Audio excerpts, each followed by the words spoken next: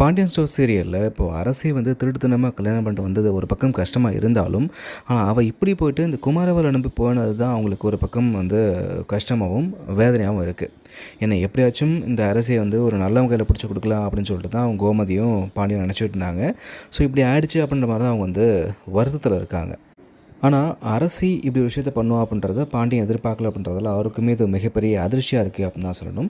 So இந்த அதிர்ச்சியால் அவர் என்ன முடிவு எடுக்கார் அப்படின்னா, இனிமேல் அவளுக்கு பொண்ணே கிடையாது, ஸோ இதெல்லாம் ஒரு அவளுக்கு எனக்கு சம்மந்தமே கிடையாது அப்படின்ற மாதிரி, ஸோ எல்லாத்தையும் மறந்துட்டு இங்கே இப்படி ஒரு விஷயமே நடக்கலை அப்படின்ற மாதிரி பார்த்தீங்கன்னா, இப்போ என்ன பண்ணுற நேராக அடுத்த நாள் கடைக்கு போயிட்டு அவர் வழக்கம் போல் வேலையை பார்க்க ஆரம்பிச்சிட்டாரு. அதுக்கப்புறமா மீனாவுக்கு இந்த அரசி மேலே லைட்டாக சந்தேகம் வந்துடுது.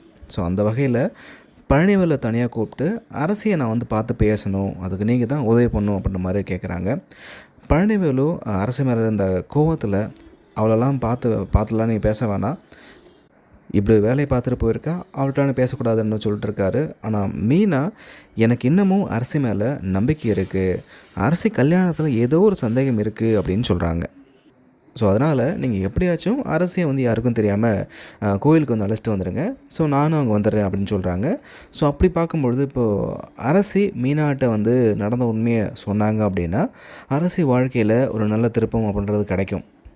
அதுக்கப்புறமா இப்போ சரவணன் வந்து தன்னோட குடும்பத்தில் இருக்க அந்த சூழ்நிலையால் தங்கமயிலை பற்றின விஷயம் எதையுமே சொல்ல வேணாம் அப்படின்னு முடிவு பண்ணிட்டார். ஆனாலும் இப்போ தங்கமயில் பண்ண விஷயத்தால் ரொம்பவே மடமுடைஞ்சு போயிருக்கா அப்படின்னு தான் சொல்லணும். அதை நினச்சி ரொம்ப ஃபீல் பண்ணுறாரு. அந்த கோபத்தில் இப்போ தங்கமயிலை கொண்டு போய்ட்டு அவங்க வீட்டில் விட்டுட்டு உனக்கு எனக்கு சம்மந்தமே கிடையாதுன்ற மாதிரி சொல்லிட்டு அங்கேருந்து கிளம்பி வந்துடுறாரு. ஸோ இனிமேல் அரசி வாழ்க்கையிலையும் தங்கமயில் வாழ்க்கையிலும் என்னாக போகுது அப்படின்றத வெயிட் பண்ணி பார்க்கலாம். இந்த வீடியோ பற்றின கருத்துக்களை கமெண்ட்டில் பதிவு பண்ணுங்கள். இந்த சீரியல் எப்படி போகுது அப்படின்றதையும் கமெண்ட்டில் சொல்லுங்கள்.